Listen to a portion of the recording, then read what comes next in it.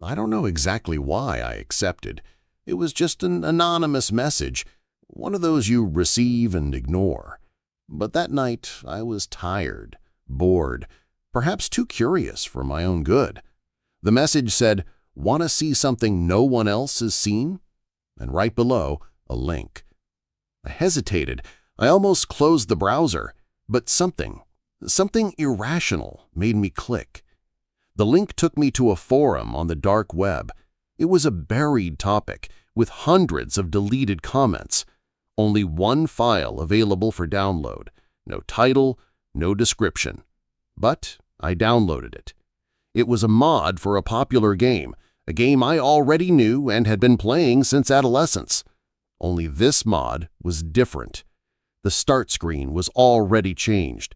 The music distorted as if playing underwater, and a character, an NPC, fixed in the center of the screen. He didn't blink. He didn't move. He just stared at me. The file name? RUReady.exe. I should have stopped there, but the damage was already done. The first time I opened the game, it didn't seem so much like a game. It was as if someone had invaded my system and rebuilt everything from scratch. The menu had no options, just one button, Enter. When I clicked, the screen went black for a few seconds. Absolute silence. Then, heavy breathing began to echo in my headphones, and the screen slowly brightened. It was a dark, empty room with a hanging lamp slowly spinning. And there he was, the same NPC from the start screen, only now he spoke. "You shouldn't be here." The voice wasn't AI generated. It was human, real. I tried to exit the game. I pressed ESC, Alt F4, nothing worked. The character followed me with his eyes. And then, the environment began to change on its own. The walls became covered with symbols. They looked like they were written in blood. The floor opened up and I fell. Yes, inside the game, but it felt so real that I felt my stomach drop for real. And then, the game crashed. But even with the screen off, the breathing continued in my headphones. From then on, I understood. That wasn't a mod. It was a portal. After that night, everything changed. It wasn't just on the computer. It was in me. The next day, I woke up to the sound of breathing, the same as in the game, echoing softly in my room. Even with the PC turned off. My hands trembled. I felt watched all the time. I started hearing whispers while showering, distant voices repeating my name. I thought it was stress, lack of sleep. I kept quiet, but at night, I saw something. The same figure from the game, standing in the corner of my room, motionless, staring at me. I blinked, and it disappeared, but the chill in the air remained. I tried to reinstall the game, remove the mod, delete everything from the hard drive, but there was no trace of the file anymore. It simply never existed. Not in the logs, not in the recycle bin. Then I started to suspect that the game hadn't been installed on my computer, but in me. People noticed I was acting strange, my dark circles, my silence, my jumpiness, but no one imagined what I was going through. Nor could I understand, because everything I knew as real was starting to crumble, and the boundary between the game and real life was disappearing. I stopped going out. I stopped replying to messages. My friends said I was acting strange. My mom even asked if I was using something. But how could Ollie explain what I couldn't even understand myself? How could I say that at night I heard banging from inside the screen? Or that sometimes the image reflected on the monitor wasn't exactly mine? That my reflection blinked seconds after me? I started leaving the computer off, but the noises continued. One dawn, I woke up to the sound of the game starting up, and it was there, running by itself. The same dark room, the same NPC. Only now, he no longer spoke to me. He watched me. And behind him, there were others, blurred faces, as if they were players, but with empty eyes. I tried to record, take screenshots, anything, but nothing worked. When I showed my monitor to someone, everything seemed normal. It's just an old game, they'd say. But I knew. I felt it. That wasn't a game. It was a door, and I had already walked through it. It was a Friday night. I was home alone, with all the lights on. Even so, I felt there was something there with me. I was in the bathroom when I heard the sound of the keyboard being pressed. I ran to the room. The computer was on. The screen displayed a message box, an old window like a chat from the 2000s. The message blinked. "Are you enjoying the experience?" I froze. My hands were sweating. My heart was pounding so hard it hurt. And then another came. "Most don't make it past the 5th day. But you're special."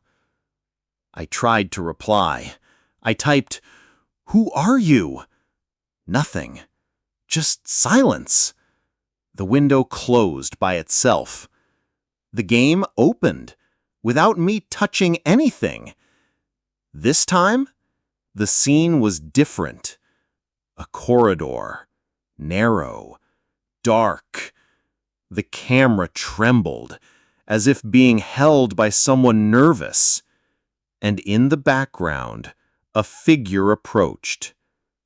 With the same face as the NPC, but now he was wearing my clothes. The scene's environment was identical to my room. Identical. Same posters, same bedsheet, same reflection in the mirror. As if someone was filming me. As if they were already inside. After that night, I stopped sleeping. Not by choice. My body would tire, but my mind would get stuck. Always in the same place. The game's corridor. I would dream of walking through it, but never reaching the end. I only heard the breathing behind me. And I would wake up screaming, with the sheets drenched in sweat, and the real sensation that someone had touched my shoulder. My room light would flicker on its own. The fan would turn on and off without me touching it. The voices now spoke complete sentences. "You are already one of us. The game doesn't end. Stop resisting." I got to the point of covering the cameras, turning off the router, pulling the cable from the wall. But even without a connection, the game would turn on. Sometimes I would find it open, even after formatting the entire hard drive. Once, I heard my own voice coming from the speakers. But I wasn't speaking. It was a recording, a conversation that never happened, a distorted version of me.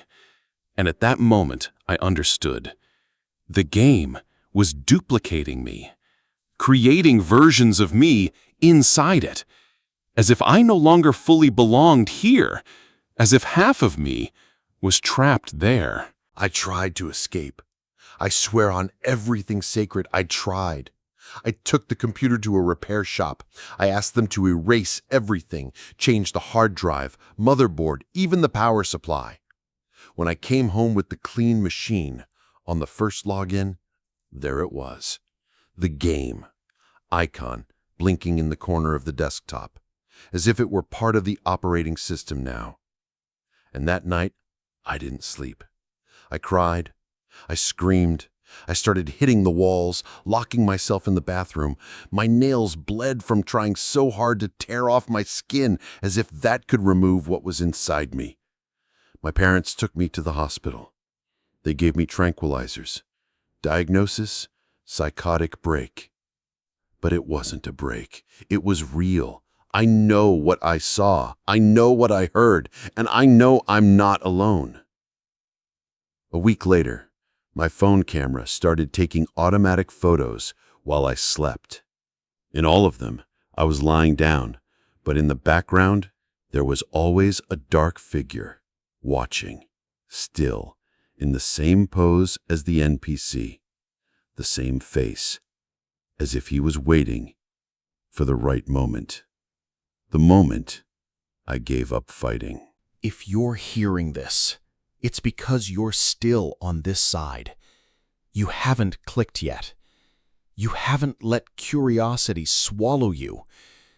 But listen carefully to what I'm saying. Don't look for this game.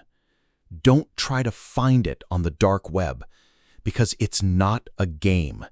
It's a trap, a spiritual virus, a digital parasite, something that feeds on our attention. And the more you look, the more it grows. I don't know who created this. Maybe it wasn't even created.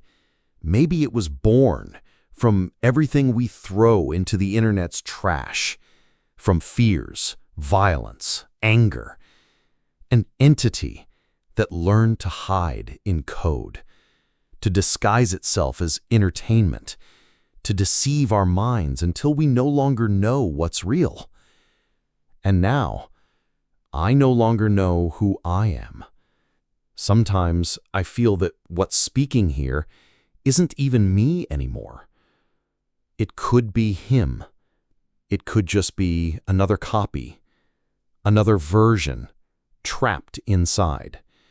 So if you really want to go ahead, if you want to look for this file, at least know this: the first thing it will steal is your name. The second is your soul.